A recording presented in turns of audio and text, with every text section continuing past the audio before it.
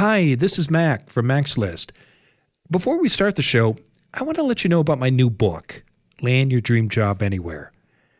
I've been helping job seekers find meaningful, well-paying work since 2001, and now I put all my best advice into one easy-to-use guide.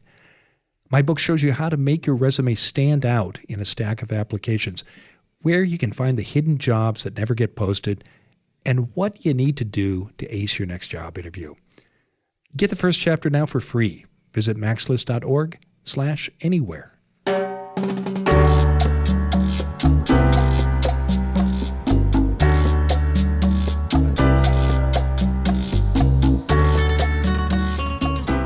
This is Find Your Dream Job, the podcast that helps you get hired, have the career you want, and make a difference in life. I'm Mac Pritchard, your host and publisher of Mac's List. I'm joined by my co-host, Ben Forstag, of the Mac's List team, and this week's special co-host, Andrea Gerson, founder of Resume Scripter. This week, we're talking about deadly networking mistakes you may be making and not even know.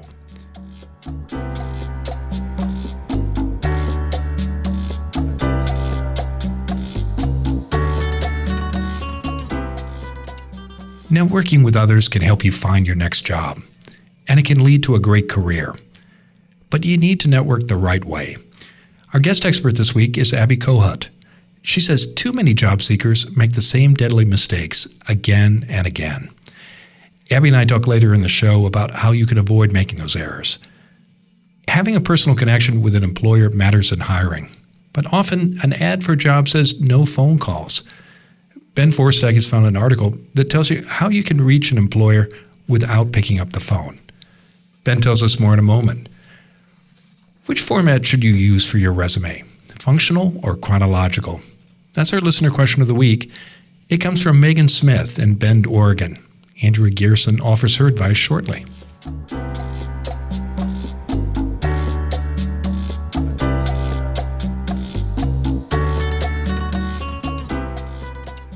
First, as always, let's check in with the team here at the Mac's List studio in downtown Portland, Oregon.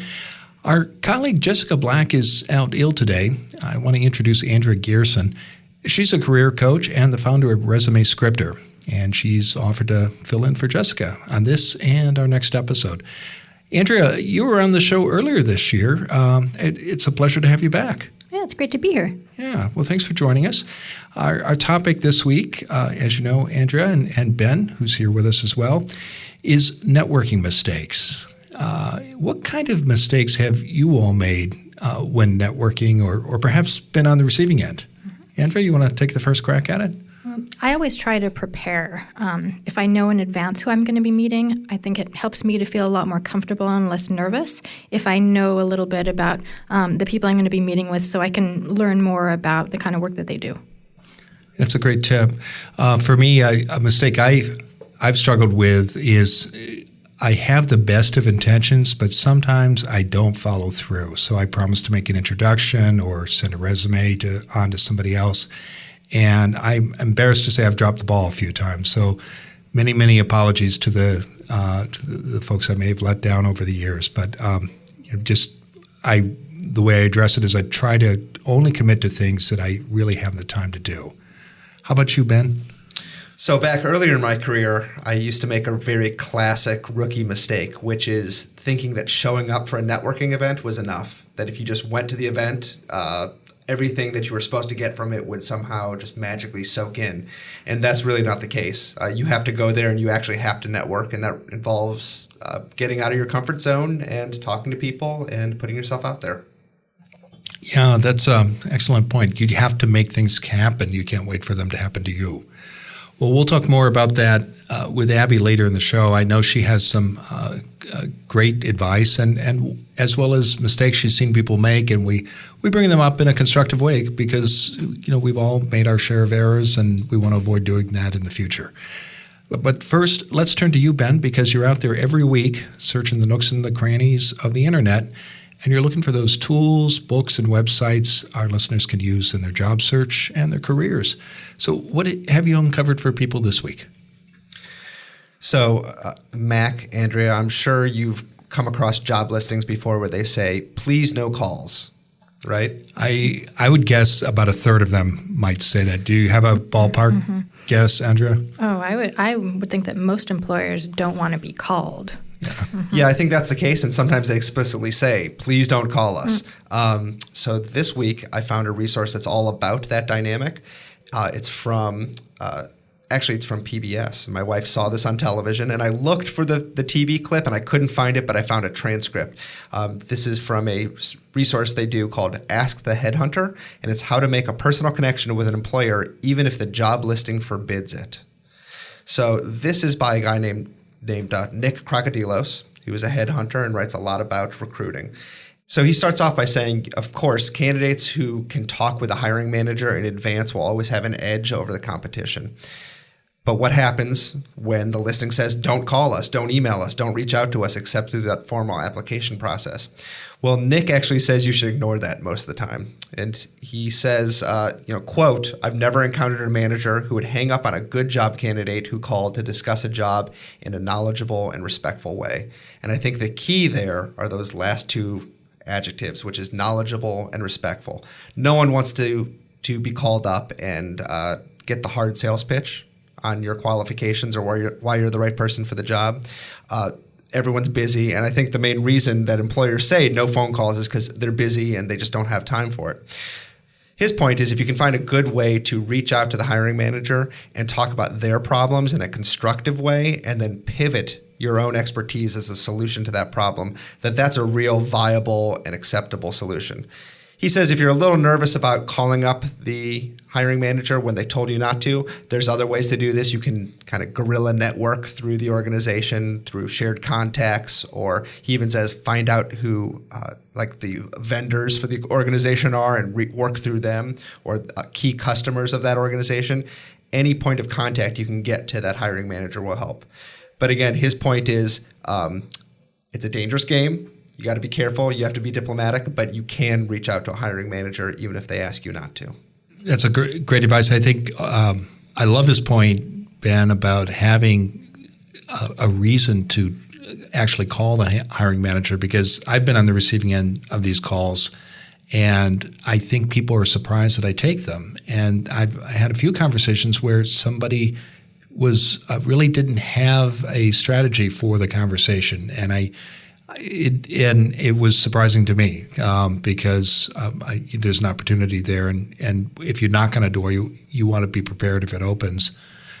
Andrea, why do you think employers are reluctant to take these calls or put no calls in the job ads? Well, I think that Ben made a really good point that it's usually because, they're hiring because they're so busy, because they're probably in a position where they're overwhelmed with, what they have on their plate. So to then be getting phone calls and to have to be doing extra work in terms of screening, that could be adding more to their plate. But I think it's absolutely true that if it's done well, if you're making a case and you're showing the employer that you really understand what they need, then it could work well. Yeah, good. So I think the key here, we all kind of generally agree that you can do this. Again, it might be a high-risk strategy, but high reward at the same time. And if you want to learn more about this and what Nick Krokodilos says about it, we will have the link to this resource in the show notes. Great. Well, thank you, Ben. And if you have a suggestion for Ben, he's always looking for ideas. Please write him, and we may share yours on the show. His address is easy to remember. It's ben@maxlist.org. Now let's turn to you, our listeners, and Andrea Garrison joins us to answer one of your questions. Andrea, what's in the MaxList mailbag this week? Great. So this week we got a letter from Megan Smith in Bend, Oregon. Hi, my name is Megan. I'm from Bend, Oregon. And I was recently laid off after 6 years at my company, so I'm about to start my first job search in a long time. My question is about resumes. What format should I use for my resume? Do employers prefer a functional resume or the traditional chronological resume? Thank you. So in my experience, I use a chronological resume about 95% of the time. It's pretty rare that I would suggest that someone use a functional resume, and there are a few reasons for that.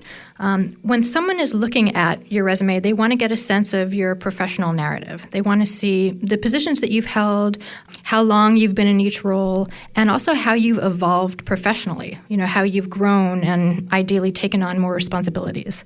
So when we see a functional resume, often for me, it actually raises a red flag because it suggests to me that there's something going on that the candidate is not wanting me to know about. Maybe there's a gap in their resume that they're trying to conceal. So for me, and I think for a lot of employers, a functional resume is not a great choice.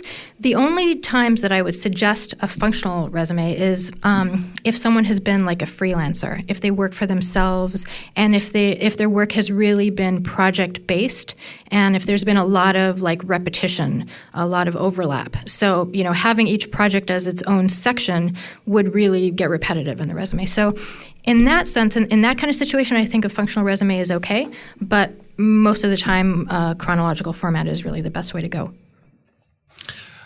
I agree. I think the chronological format is the easiest to read. It's the most conventional, and I think while you do want to stand out in any search, I think this is an instance where you want to follow the group.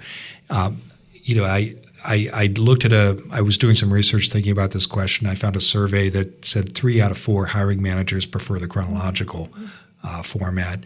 And so at this stage of the process, it's about reducing the number of candidates. Hiring managers are trying to get from 30 or 40 applications or even a larger number to probably 5 or 10. So you do want to stand out, but this could be a reason to get eliminated from the pile. What about you, Ben? What do you think? Well, as someone who looks through resumes, I'd say that I prefer the chronological format. We are, for good or ill, time-based creatures, and I just find it easier to look through someone's work history if everything's listed chronologically, as opposed to the functional resume where it's hard for me to figure out when you were doing this, in what context you did it, for who you were doing it. It kind of takes your skills and your expertise out of any kind of context. Okay. Well, thank you, Andrea, and you too, Ben. And if you have a question for us, please send an email to my colleague, Jessica Black. Her address is jessica@maxlist.org, or call her listener line. That number is area code 716-JOB-TALK. That's 716-562-8255. If we use your question on the show, we'll send you a copy of Land Your Dream Job Anywhere, our new book that just came out in February of 2017.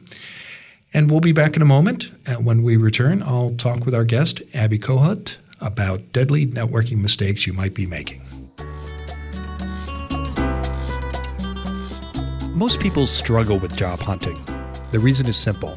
Most of us learn the nuts and bolts of looking for work by trial and error. That's why I produce this podcast, to help you master the skills you need to find a great job. It's also why I wrote my new book, Land Your Dream Job Anywhere. For 15 years at MaxList, I've helped people in Portland, Oregon find meaningful, well-paying, and rewarding jobs that they love.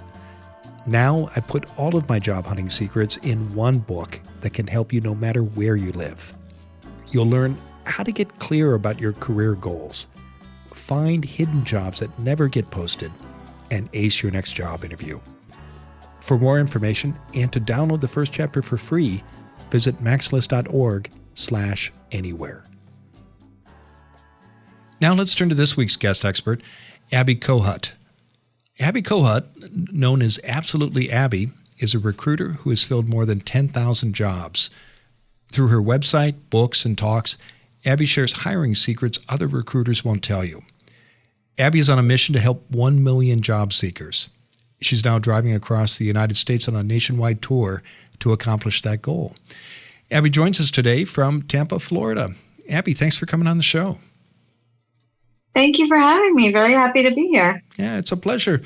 Well, Abby, as you know, our topic this week is networking mistakes job seekers need to avoid. And we offer this up in a constructive way. You know, we've all made our share of errors. I certainly have when looking for work. And we're focusing in particular on events. When you see people set out to go to networking events, what's one of the first mistakes that you see people make when networking there that they should be avoiding? Well, I think one of the most important things people can do when they go to events is have a positive attitude. When you go to an event, if you show up in a grumpy mood, you're going to repel people because nobody wants to talk to people that are in a grumpy mood. So you definitely want to have a big smile on your face. It's one of the things in your tool chest is a smile, because it brightens up someone else's day when you smile at them, and it makes them feel comfortable with you, and it makes them want to know more about you. So that's a mistake that people make all the time, is they go to networking events in a bad mood, and they also get the feeling that they want to get something out of the networking event, and they have that feeling. And what I recommend is that people attend networking events and more want to offer things to people. So go to the event and try to help your fellow networker. That is a great thing to do. I love your point about smiling, and I'm sure you have this experience often yourself. I find that if I'm cycling to work or walking down the street and I smile at passersby, 8 or 9 times out of 10, I get a smile back in return. Do you have that experience, Abby?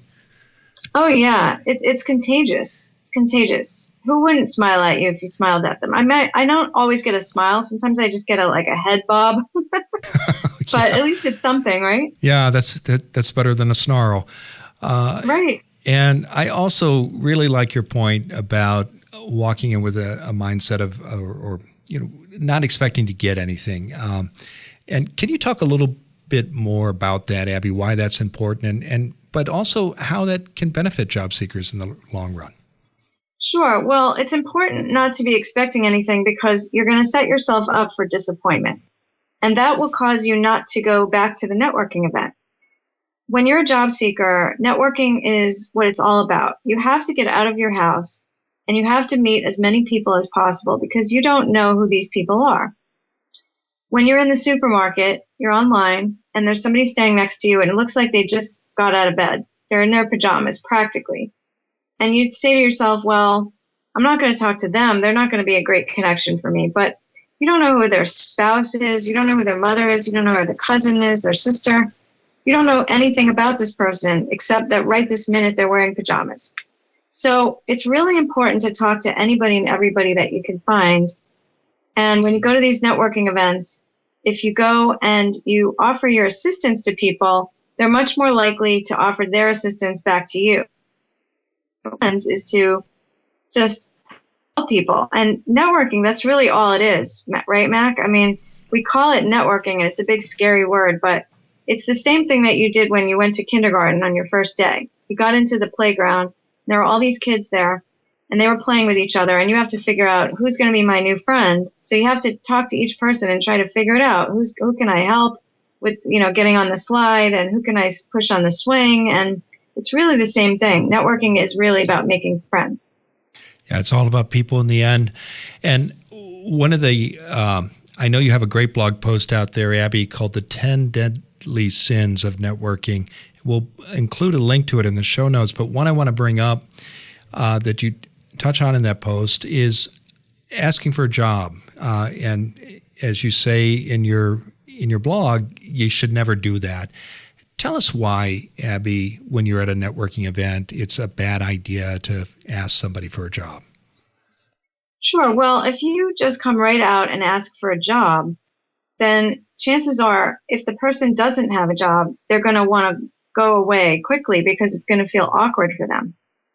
So what you want to do is you want to tell them eventually, you don't want to walk up to them and say, hi, my name is Abby and I'm unemployed. That's like the worst thing you could possibly do. But you can walk up to them and say, hi, my name is Abby. What's your name? And just start a conversation. That's all. And then eventually one of you is going to ask the other one, what do you do? And when they get to you asking about what do you do, then you should say, I'm in between successes. It's a much better way than saying I'm unemployed.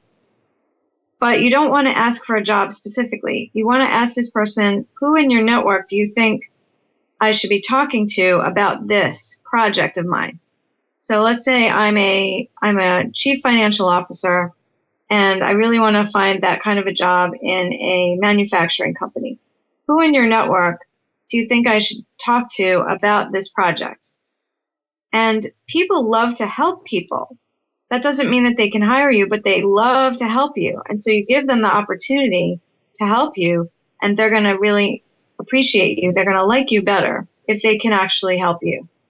That's why it works. Yeah, I agree. People do want to help others. And I also like how specific you are in that example, Abby, when you're encouraging someone to say, I'm looking for a manufacturing job, and is there someone in your network I could talk to about that? Because it makes it much easier for people to say yes, or it triggers ideas, and that can continue the conversation. Now, right. Go ahead. Yeah, if you say who in your network, then it's not a yes, no question. If you say, is there someone in your network that I can talk to, they can say no. But if you say who in your network, it makes them start to think. It's a little nuance, but it's a really interesting way of doing it. Yeah, it's a subtle but a very powerful difference. Yeah. So every networking event, you should bring business cards, but how should you share your business card at a networking event, Abby? What are the do's and don'ts? What are the sins people should avoid here? Well, first of all, make sure your business cards are in good shape, and so that they're not stained or folded or just badly bruised. And make sure they have the right information on them. Make sure that they have your LinkedIn profile on them. Make sure you have your email, your phone number, and maybe even a picture so I can remember you. That would be a good thing. And I would not walk up to somebody and just hand them your business card. I recommend that you walk up to them, have a conversation with them, and then wait until you ask each other to exchange business cards. But don't assume that you should just hand your business card to everybody. I've been to networking events where people just do that, and I don't know, it just feels weird when people are walking around just handing out their business cards. Yeah, I agree, and I find that if you don't have a conversation, you get back home and you look at that card, or in the office the next day, and I find myself straining to remember who that person was and what they said. Yeah. Now, I know you work with a lot of clients, and you encourage them to go to networking events. What do you say to the people you coach who say, "Well, gosh, networking just isn't working for me"? What advice do you give folks like that? Well, I think some people go to networking events expecting the networking event to be the thing that causes them to get the job, but it's probably not going to happen at the event itself. It's probably going to happen after the event. So if the event is not working for you, if networking is not working for you, it probably means that you're only doing networking at the event, and you're not asking someone to have a cup of coffee with you or lunch, or just to go hang out at the park and just get to know each other. That's the benefit of networking, because that's when you really learn how you can help this person and they learn how they can help you. Whereas at a networking event, it's noisy and you're all trying to meet lots of people. So it's really not the best time for you to both be helping each other in an intense way. It's much better if you meet outside the networking event. So if it's not working for you, that may be why. As you build relationships with people and turn to them for help, can you go to the well too many times, Abby? Can you ask somebody for help one too many times? I guess it really depends on who the person is. And you should be able to kind of pick up on the signals or the signs from the person. If they feel like you're being too much of a nudge, then, like, for example, if this one person is the person you're always asking to introduce you to somebody, then it's probably a little too much for that person. But if you do it once a month or something, it's probably not a problem. And how can job seekers help others when they're networking? What can they offer to do? Sure. Well, I always recommend that people have a job search buddy. That means somebody that's looking for something very similar to what you're looking for. And that way, the two of you are looking for the same jobs and you can share leads with each other. And one of you is going to land faster than the other, but that means that the one that's left out in the cold is going to get a lot of support from their job search buddy because the other person felt a little guilty that they landed fast. So it's going to work out well for both of you if you create this little partnership. That can be a good experience for both of you. And also, I know a lot of people say, I can't go to job search networking events because all I find is job seekers. But these job seekers have relatives. You don't know who their relatives are. That's why anybody that you meet, no matter where they are, what they currently do, can still help you land a job because of who they know. And in your article, Abby, you say that the biggest networking sin of all is waiting until you're out of work to network. Tell us more about that. Yeah, so if you have a job and you're looking for a better job, the best time to start networking is today, if not last week, because you want to have your network built up, and then when you need them, your network will already be ready. I spend a lot of time with people that have been working for one company for 20 or 30 years, didn't expect to get laid off, thought they'd be there forever, and never had a network. And then they get out of their job and they're on the street and they have absolutely no network. So that's a problem. The other problem is there are people that do network and do land a job, and then they forget to keep networking. So once you start networking, you really should keep networking forever. And we call this networking is not just for not working. A friend of mine coined that phrase. His name is Jerome Ledet. And I just thought that was a great phrase. So while you're working, you should be networking. When you're not working, you should be networking. You should always be networking because it's just about helping people. And that's how the world goes around. Yeah. Well, that's great advice. Now, tell us, Abby, what's next for you? What's coming up? Well, what's coming up is what's been continuing to happen since 2012. I've been flying and driving around this beautiful country to try to help 1 million job seekers, and I'm continuing on that quest. So I'll be traveling to a city near you probably every week this year. I'll be probably in travel mode every week this year. So I'm very excited about that. So if you are in a city and you are part of a job search group of any kind, feel free to reach out to me. You can just go to my website, which is absolutelyabby.com, and I will reach back out to you, and we can try to create an event with your job search group. We'll be sure to include a link to that website in the show notes. And I know people can also learn more about you and your company by visiting meetabby.com. Abby, thanks for being on the show this week. Yes. Well, can I just mention a little bit about what they're going to get with meetabby.com? Yeah, go ahead. So if they go to meetabby.com, if you go to meetabby.com, what's going to happen is I'm going to send you a copy of my teleseminar, which is called Interviewing Ingenuity. And it's a bunch of secrets about interviewing from 22 years of experience doing interviews for people. So you definitely want to go get that. You'll get that at meetabby.com. I'm glad you laid that out for our listeners. That sounds like very valuable content, and I know it will be of great interest to people. Well, Abby, thanks for coming on the show, and thank you for sharing both your materials and your advice. Take care. My pleasure. Thank you so much, Mac.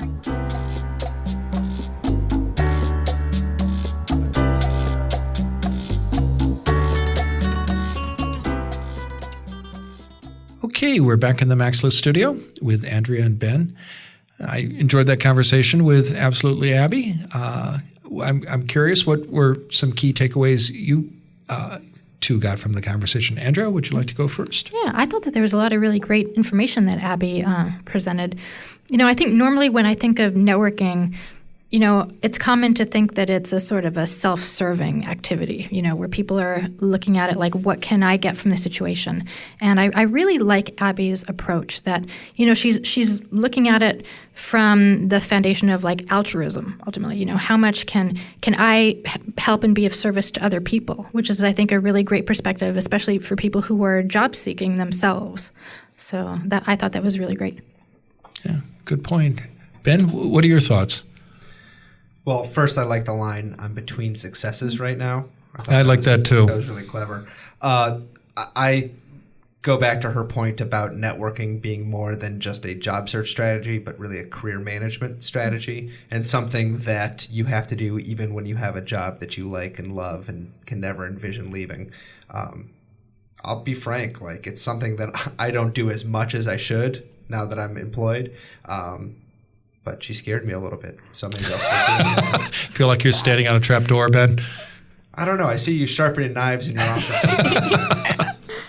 I will say, when she was talking about people who work at organizations and they never thought they'd leave, I thought of a colleague who went to work for a large organization which has a tradition of lifetime employment who said, I think the person was in their late 40s, now I'll never have to look for a job again.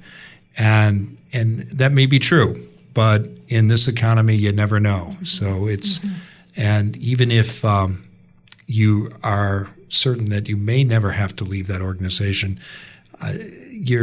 to your point, Ben, I think it's good for your career, even if you stay within one organization, to network both inside and outside that company. And I like your point, Andrea, about altruism. It's just, I think it's probably good for our health in the long run by to be generous to others. Yeah. Okay, well, thank you both, and thank you, Abby, for joining us from the road, and thank you, our listeners, for downloading today's episode of Find Your Dream Job. If you like what you hear, please sign up for our free weekly newsletter. In every issue, we give you the key points of that week's show. We also include links to all the resources mentioned, and you get a transcript of the full episode. If you subscribe to the newsletter now, we'll send you our job seeker checklist. In one easy-to-use file, we show you all the steps you need to take to find a great job. Get your free newsletter and checklist today. Go to maxlist.org/podcast.